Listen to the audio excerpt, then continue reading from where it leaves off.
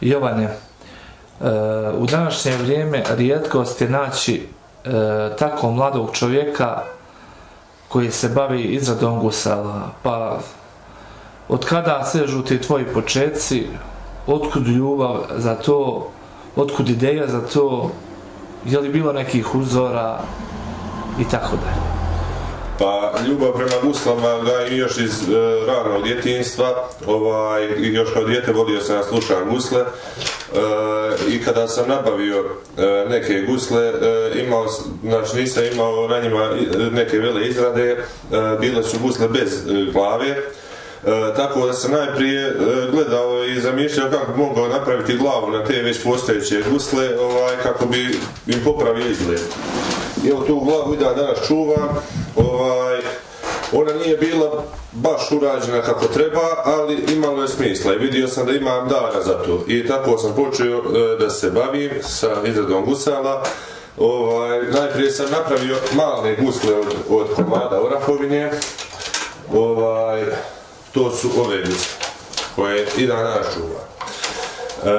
I kada sam vidio da sam uspješno uradio male gusle kao suvenir, odlučio se na izradu velikih gusala. Imao sam malo poteškoća u početku sa nabavkom materijala, jer teško je doći do dobrog javora, ali sam i to prevazišao i počeo sam nabavljati kvalitetno drvo i stekao znanje i iskustvo o sušenju i obradi drveta. Nakon tih malih dolaze i velike gusle. To su tvoje, da kažemo, prvi primjerak velikih gusala standardnih nekih dimenzija. Da, to su gusle koje stoje u mojoj kući i koje će uvijek stajati, nisu na prodaju. I vidite, ovo je urađen manastir Ostrog pozadi, na Kutlači. Dok je naprijed urađen Njegoš Petrović, Vladika.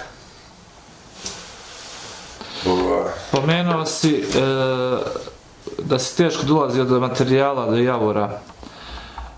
Reci nam, kakav je postupak kad ti nađeš, jer vjerojatno ne valja ni svaki javor, ti moraš naći neko pogodno stablo. I koji je postupak dalje kada ti ubereš javor, kada ga doneseš ovdje? Pa ja lično ne berem drvo, ali sa ljudima sam u nekim dogovorima koji napanjaju drvo. Većino je to javor mliječac. A šta znači mliječac? Pa to je vrsta javora, to je bijeli javor. Dobro. Vrlo je bitna je struktura drveta. Struktura drveta zavisi od toga gdje drvo raste. Jer pretežno iz kamenitog područja drvo je dosta više, ima godova koji stvari prenose zvuk. I trebalo bi da je sa sjeverne strane. Da. I na primjer iz istoga stabla nisu iste svake gusle, nemaju isti zvuk. Znači ne postoje dvoje iste gusle na svijetu koje imaju identičan zvuk. To je znači posebno treba obratiti pažnju da bude javor, ili treba biti pravi ili treba biti kako treba? Pa to nema mnogo velikog utjecaja, bitno je da ima veliki obim i najbolje bi bilo gusle raditi četvrti. Znači, kada najbolje onda 45-50 cenata minimalno da je na panju i drvo se cijepa i radi se iz četvrti. To je najbolja solucija. Ako ne može, onda se raspilava i radi se drugačije. I najbitnije je drvo da je suvo i da se pravilno suši. Da bi se pravilno sušilo, najbolje ga je prvo isjeći, jer se drvo što je više obrađeno, bolje se suši. Najprije sugrubo naprave te gusle i čela je vrlo bitno namazati drvofiksom, da ne bi došlo do pucanja. I kad se to uradi, drvo se ostavlja da se suši i u toku sušenja se pomalo obrađuje, kako bi se smanjili njegov gabarit i samim tim se brže i suši. Dobro, reci nam koje motive ti ovako izrađuješ na guslama, šta to preovladava na tvojim guslama? Ja najviše volim i najviše to i radim, to je kozja glava na guslama i to je najčešće i to je najstariji oblik gusala.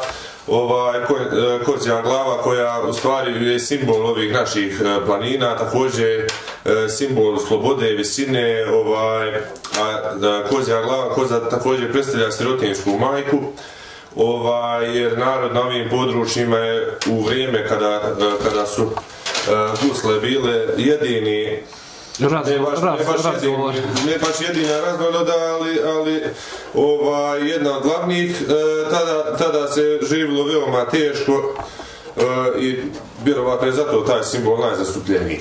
Također radim i konjsku glavu, trenutno nema nijedne gusle ovdje sa konjskom glavom. To otprilike simboliše snagu kuće. A isto radim gusle sa orlom. Orao je isto simbol visine i slobode, također ovdje je poskok zmija kao simbol zla i orao koji se bori protiv te zmije, što simboliše neku borbu protiv zla, borbu za slobodu i sl. Što se tiče, da se vratimo na te početke tu, da li si, vjerovatno si pomoću konca i konopca, što se kaže, s početka krenuo s izradom gusala, pa si vremenom vjerovatno prikupljivao određene alate ili si imao prije od starina neke alate za pravljenje gusala? Alate za pravljenje gusala, najprije kad sam počeo prve gusle imao sam samo testeru, turpiju, sjekiru, skalper i nož, ne znam, ali imamo ništa više od toga i sam se sebi divim kako sam ja njih napravio. Ali to je vjerovatno bila velika želja i velika ljubav. Nešto sam alata našao u kući na selu od pokojnog pradjeda i on se isto bavi izradom gusala, nije baš bio toliko poznat graditelj gusala, ali sa tim se bavio. To je na primjer ovaj česer. Imam isto od njega i bratvu i još nekog alata koji i danas koristim i koji je jako kvalitetan. Jer u to vrijeme stvarno je i metal bio kvalitetniji i dosta bolji nego danas. A što se tiče dokupljivanja alata, vrlo teško se dolazi do ovoga alata, jer evo na primjer... Šta imamo sve tu? Nabrajimo i kako se zove? Ovo je polukružno odlijeto i ovo je pravljeno. Ovo je pravljeno od cjevastog ključa. To mi je jedan prijatelj radio. Ovo se zove dubač. Isto je pravljeno. Ovo nema nigdje kupi. Dubač se vjerovatno najviše za kutlaču na guslama, je li tako? Da, za kutlaču, za struganje na fino. Ovo se koristi za vađenje kutlače u grubo i onda kada dođe do nekog stepena izrade, sa ovim se finira, pa se posle to šmedla, brusi i sl. Kada je u pitanju boja na guslama, da li ostavljaš prirodnu boju javora ili ima neke zaštite ili ljudi traže neku posebnu boju i tako? Najbolje gusle inače bi trebalo zaštititi da bi bile dugotrajnije, ali treba koristiti boje koje ne zatvaraju drvo. Najčešće koristi vodeni bajc i on je najbolje se pokazao, zato isto se koristi i šelak, nisam bio mogućnost da dođem do njega, ali nedavno sam došao na ideju, uradio sam boju iduće gusle koje završim, će biti satin ofarbane, uradio sam boju od orahovine, od ljuske od oraha i to se nekada tako farbalo i zaštićivalo drvo. Prirodna boja? Da, prirodna boja od ljuske oraha koja se kuva, cijedi, ima neki postupak izrade da se to uradi. Gusle moraju imati gudala. Reci nam isto gudala, da li su u različitim oblicima ili praviš samo u jednom obliku ili kako to ide? Pa vidi, pošto ja pomalo guslam, ja najviše volim gudalo prosto koje je najzgodnije za guslanje. Ali isto može se uraditi u bilo kom obliku, to je najmanji problem. Gudalo se radi, znači tako da na njemu bude pretežno konjska dlaka. ali se u zadnje vrijeme konjska dlaka izlazi iz upotrebe. Prva stvar je što je teško doći do nje, a druga stvar, zbog trenja dlaka brže puca, na primjer, i više se koristi silk. Silk je dosta dugotrajniji. Da to neki posebno specijalni silk baš pravljeno? Pa ima, ne, to je silk za ribu, ali ima je prilike neke vrste koje se najčešće uzimaju za gusle i to je od 0,16-0,18 radi o toj debljini. I ona se pokazala kao najbolja za gusle. Ti si, vidimo i ove kože neke razapete ovdje na zidu, koliko one moraju tu da... Pa koža, proces štavljenja kože počinje najprije kada se znači odere jare. Tu kožu je potrebno najprije očistiti od krvi i potapa se u krečnu vodu. Sad zavisi da li je ljetni ili zimski period, zavisi koliko je hladno i koliko ta koža treba da stoji u krečnoj vodi. Nakon toga kad počne da se čupa dlaka, jer koža za gusla se ne brije, nego se dlaka čupa. I jednostavno kada osjetimo pod rukom, kada se čupa dlaka, onda se ona oljušti ta dlaka i koža se razapinje ovako na ove okvire. Skuju se okviri drveni i vrlo je bitno da se koža iznutra, znači unutrašnja strana koja dođe do mesa, da se tkivo ostruže. Znači to se... Iz kog razloga se to radi? Pa vidi, koža je najbolje da je što tanja i da je što mlađeg jajeta. Da bi imali gusle vjerojatno. Da bi bolji zvuk imali, jer to ima baš veliki utjecaj na zvuk gusa na kože. I to tkivo se ostruže i ošmirgla se. Onda koža tako stoji, kad je potrebno da se postavi na gusle, otpunje se komad koliki treba, potapa se u toplu vodu, ne baš vrelu, ali toplu, koliko da se mogu ruke držati u njoj. I tako da ostoji neku, pa šta znam, sat, dva, ne znam, nije, prilike to se vidi. I kada se ta koža otpusti, onda se zateže na gusle i prikiva se pomoću ovih čivilja, isto koje se ručno prave. I onda se satne prečvršćuje i kada se osuši, opsijeca se višak i gusle su funkcionalne. Da vidimo, ti si nama ovdje pripremio, vidimo neke, što bi ja rekao, taslake ili priprema za gusala, za izradu. Pa ajde, možeš li da nam objasniš postupak neki izrade? Postupak izrade gusala, najprije kreće znači iz balvana. Ali kada se ono odreže motornom pilom, dolazi se na ovaj oblik. Znači ovo su gusla koje su samo obrađivane motornom pilom. I vrlo je bitno da se ostave masivnije, rad toga što se drvo tokom sušenja se krivi i onda da bi se to moglo ispraviti. Evo vidi se i ove su se malo se bacile, ali to se u toku izrade sve ispravi. I kada se dovedu na ovaj nivo, one se jako brzo suše. Jako brzo. I zatim se kutlača se vadi. Ona se najprije nasječe motornom pilom, kao što je ovdje urađeno, ja sam to već pripremio. I zatim se vadi česterom. Ajde ćemo malo česterom da vidimo taj postupak kako ti... Pa evo, može.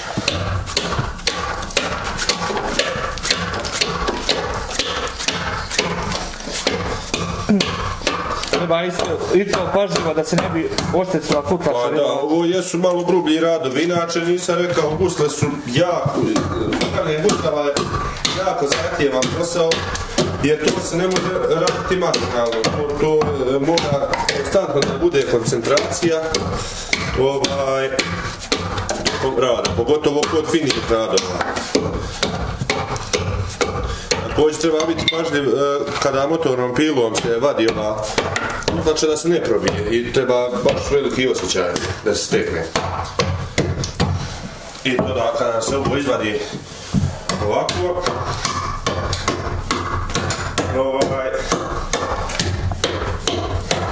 dolazi na red polukružno lijeto i ugrubo se vadi kutlača. Također vrlo je bitno ostaviti ojačanje ovdje radi savijanja gusala. Tu imam, evo, prikaz ovdje da prikažem, evo ove gusle su otvorene, ovo ojačanje rebrom. Dobro, iz kog razloga si rekao? Radi savijanja gusala, radi čvrstoće. A po nekim pravilima, zavisi od majstora do majstora. Kutlača bi trebala toliko da se tanji, ove gusle još nisu potpuno završene kutlača. Toliko da se tanji da kad se ovako stavi na sijalicu, da svijetle. Ali nije ove gusle još nisu. Faktički da se prodire svjetlost kroz kutlaču. Da. Znači, na taj način se određuje debljina kutlače, jer ondje gdje je deblja pokazuje se mrlja na ovoj suprotnoj strani vanjskoj. Dobro, šta imamo dalje? Znači, kutlača kada se izvadi ovako sa ovim česerom, dođe i ovim polukružnim lijetom, dolazi u ovu neku fazu izrade. Ovo su neke manje gusle, kao za djecu. Isto imam i tih narudžbi, pa počeo sam i tim da se bavim. Razmjere su iste kao kod velikih gusala, znači samo se podijele dimenzije i dobije se razmjera. I isto i ove gusle mogu da guslaju, samo što imaju malo tanji ton i nejači radi toga što su za djecu. A i lakše su djeci za držanje, vjerojatno da su težinom lakše. Da, i onda kada se dođe u ovu fazu, ovim alatom se ograđuje, ovo sam već rekao da se zove dubač. I onda se to struže, dubači. Samo da vidim. Super.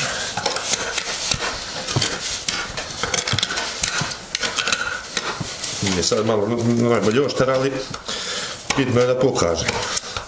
Da. I tu treba biti precizan, se negdje više ne otani, negdje manje. Da.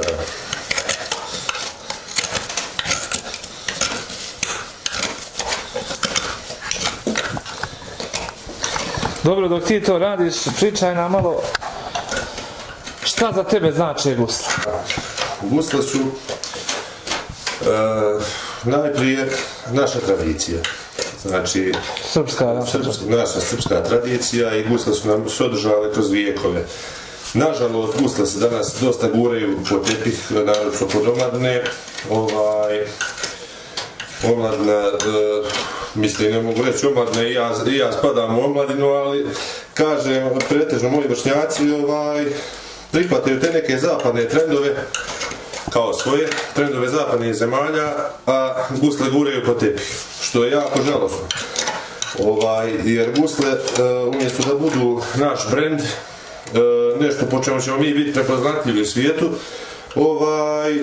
pojedini ljudi se stide gusala.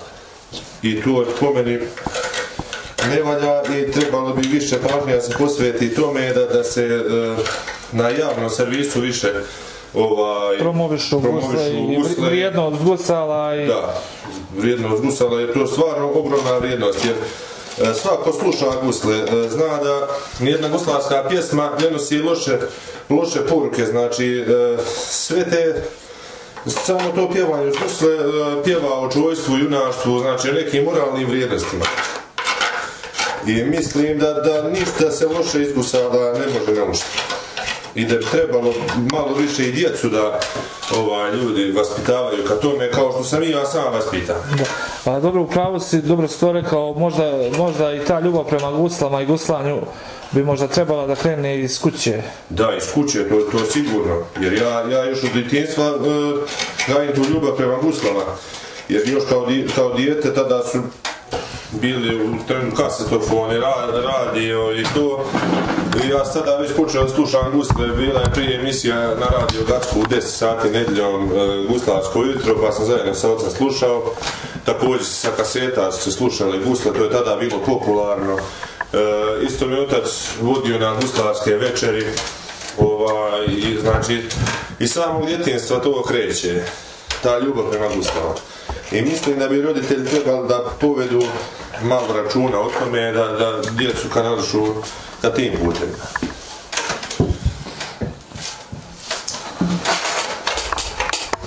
Reci nam,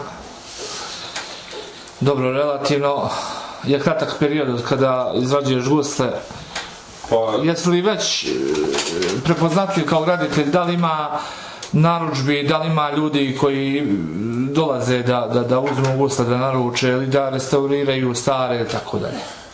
Vidi, s guslama, prve gusle sam napravio prije 8-9 godina, ne znam ja tačno, 16-17 godina, to sam već rekao ove male, a sada se počeo baviti izradom aktivno i tada sam napravio, ne znam, nekoliko gusala, ali aktivno sam se počeo baviti možda prije godinu dana da baš za prodaju radim gusle, a narudžbi ima, zahvaljujući internetu i dosta ljudi se javi, čak nedavno su mi dvoje gusle otišle u Njemačku.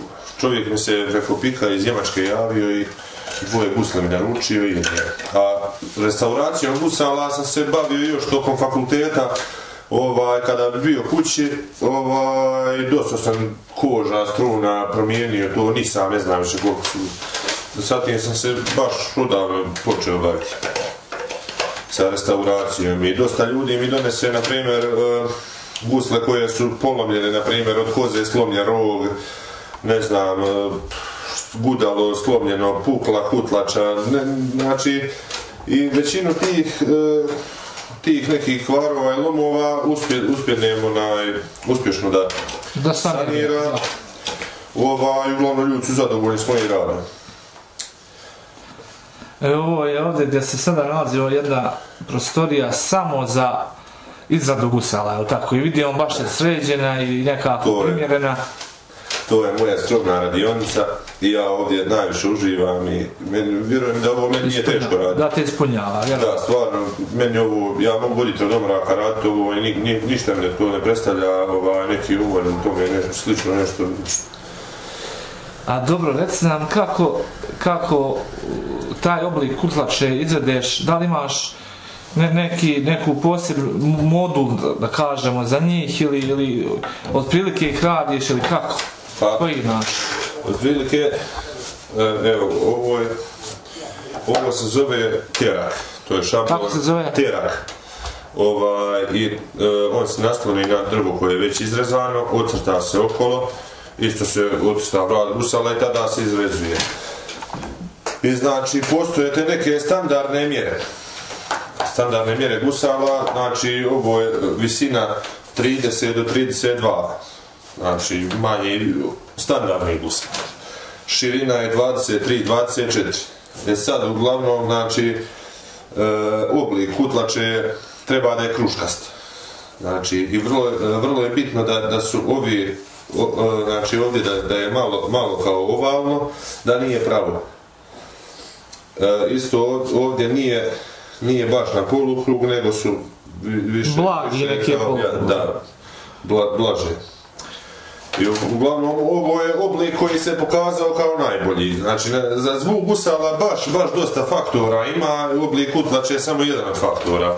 Također, dubina, ovi uglovi, sve to ima svoj utjecaj i sve to utječe na zvuk gusala. Na zvuk gusala utječe konjić, znači iste gusle promije dva različita konjića daju dva različita zvuka. Znači sve ima tu utjecaj, visina konjića, debljina konjića, baš sve ima. Ovo se dosta pokazao kao najbolji konjić za gusle. Najbolji oblik. Meni se tako pokazano. Da, iz tvojeg iskustva. I ja tako radim.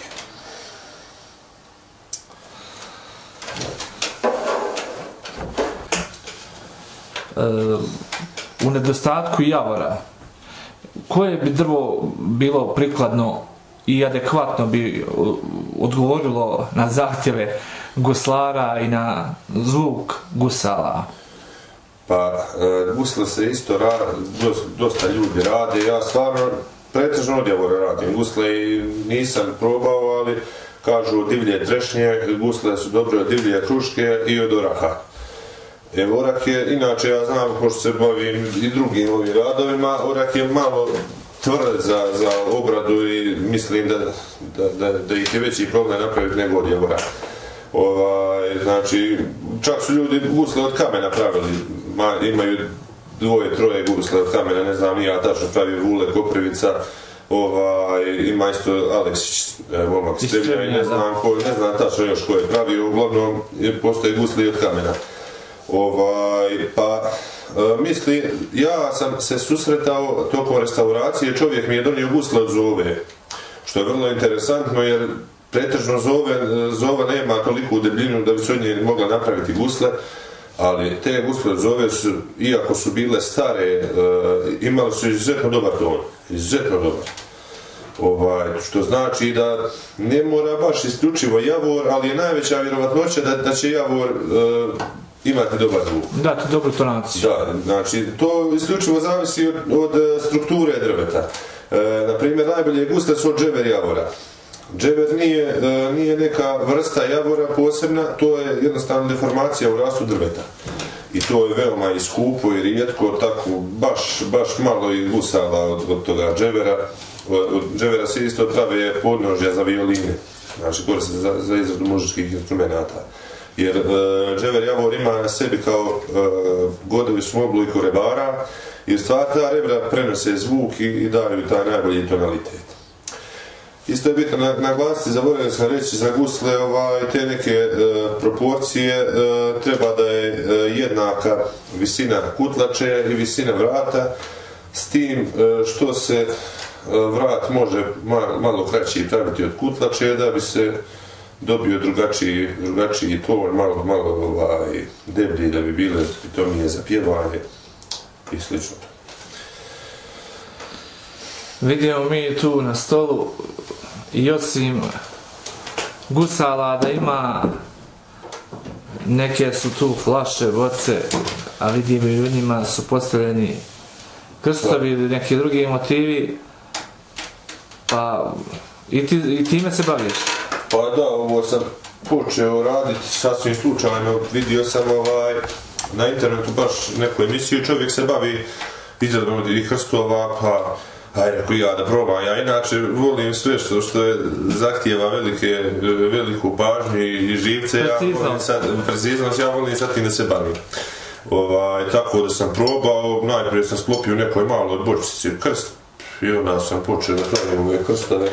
Ovako čak sam i slova radio kao da. Ali sad ova slova nisam toliko za prodaju radio, niti mi je toga mnogo otišlo. Više sam to čisto neko svoje zadovoljstvo da ispunim, da sam sebe pobijedim. Neku svoju želju. A krstova sam baš dosta prodao. Pa dobro, evo, možeš nam otkriti tu tajnu, ti kako iz dva dijela staviš drvca u boce, jel tako, i kako spojiš u krst onda, kako dobiješ taj? Ovo je prosti model, ja sam pravio isto krst iz 5-6 dijelova koji ima i krake, one i postolje. Znači, krst je najbitnije vani napraviti precizno. Znači, i da se naprave žljebovi i na jednom i na drugom kraku, tako da jedva može da se sastavi. Znači, baš čvrsto da stoji. I onda se to ubacuje pomoću pinceta i sklapa se u boci. Mislim, to nekome sad izgleda teško i to... komplikovano, da. Mada ja sam stekao neku rutinu, ja to ubacim za pola minute, ne znam, ja. Baš malo bi trebalo vremena, veći mi je problem napraviti krst nego ubaciti u flašu. Isto su mi ovo otkupljivali manastiri, suvenirnice neke, imam dosta sa njima finu saradnju. I tako da idu ovi krstovi. Isto se bavim, kad sam već bio kod gusala, zaboravio sam reći, stalke za gusle i držače za gusle. Znači, stalak za gusle, ovako, gusle su i ovo se ukači na zid pod kosinom, pod uglom. I to je tako da gusle upadnu i ovako stoje. Ovo mi je čovjek tražio po narudžbi da mu uradim i ja sam uradio isto ovako i ajde, onda sam uradio nekolika primjera. A isto pravim ove držače, isto se zašarapi za zid i ovako hrčalo upadne i mislim da je to dosta lijepo rješenje, praktično.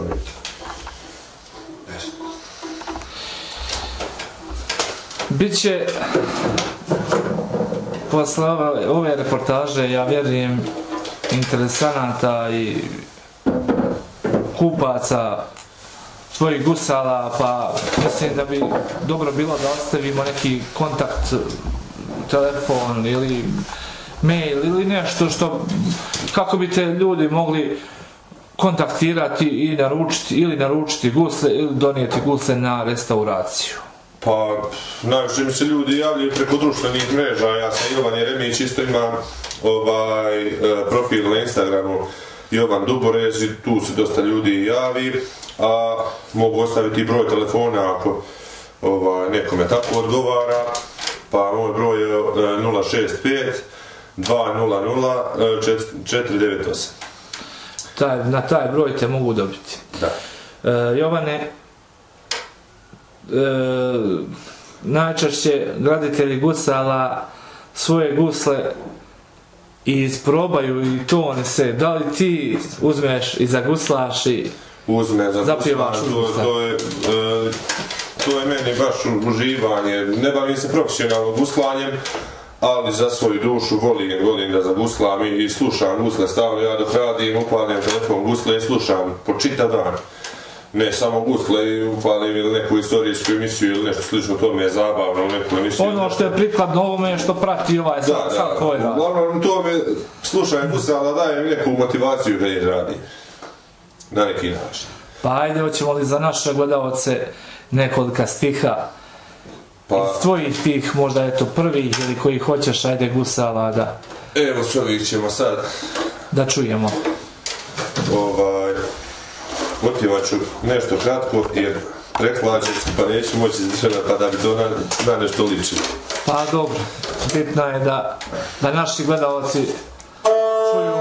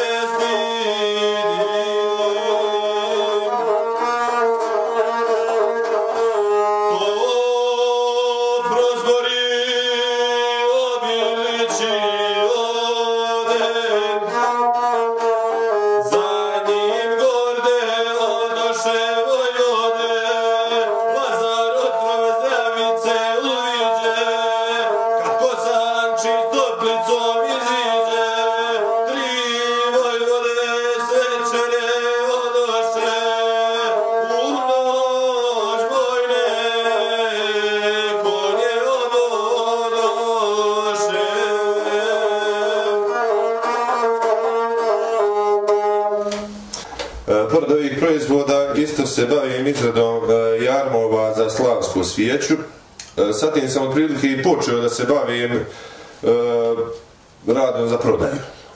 Najprije, prvi moj proizvod su bili VR-ovi, koji su se uspješno počeli prodavati i tako sam i počeo da zarađujem od toga i da se bavim time.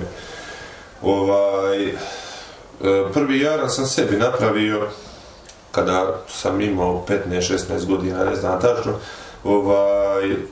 jer čuo sam za običaj naše iz Hercegovine da se na jarmu pali krsna svijeća. Jaram je simbol snage. Da, simbol snage, jer u to vrijeme su volovi predstavljali sve na selu, što je bilo osnovno radilo. Čak se i ja kao dijete sjećam rada sa volovima i ovakvih jarmova samo u pravoj veličini. Znači, uglavnom se ta svijeća palila na desnoj jaki. Jaka je ovo jačanje koje dođe iznad vrata vola. Radi pristanja uza zid, ona se je tu palila, ali neke estetike ja sam odlučio da to bude na ovom centralnom dijelu koji se inače zove zavoranj. I radi tako da se okači, ovdje budu zakačke i okači se na zid i stoji tu slavska svijeća. Isto imam ove male i ove velike jarmove. Po želji, znači po kako hoće. Da. U zavisnosti od nekih želja, potreba. Je li to od javora ili je to neki drugi? Ovo je, znači, čekaj, ovo je orahovina, jaran, a ovi dijelovi su u teljizi, oni su od javora, špice su isto od oraha, od javora je i zavoranj. To sam tako osmislio da toga što inače kod pravoga jarma nije od istog materijala urađen jaram i teljizi, pa tako da bi se dobio taj neki kontrast, tako radim. A isto ljudi traže neki da bude jednobojno, tako vole, jednostavno zavisi od ko kakav ukus ima i kako želi. Da. Jovane, mi ti želimo još puno uspjeha u izradi gusala, puno mušterija, puno novih ideja i svakako dobar ton na tvojim guslama, da i tvoji kupci i guslari, a i ti budeš zadovoljan. Hvala vam na lijepim željama, hvala vam što ste došli da snimite moj rad i da stavite u centar pažnje te gusle, što sam malo prije baš govorio, da treba malo da se povede o tome računa i da se promovišu. I to je izuzetno lijepo od vas, ja pratim inače vaš kanal i koji se bavi tim starim vrijednostima, domaćim proizvodima, ljudima, majstorima, ljudima goštacima i mislim stvarno da je rad toga kanala fantastičan i redovno pratim i baš mi se sviđa to što radite. Hvala ti, mi se trudimo da u javnosti iznesemo život običnog čovjeka. Da, kao što smo i sami. Tako je. Hvala ti, Ivane. Hvala.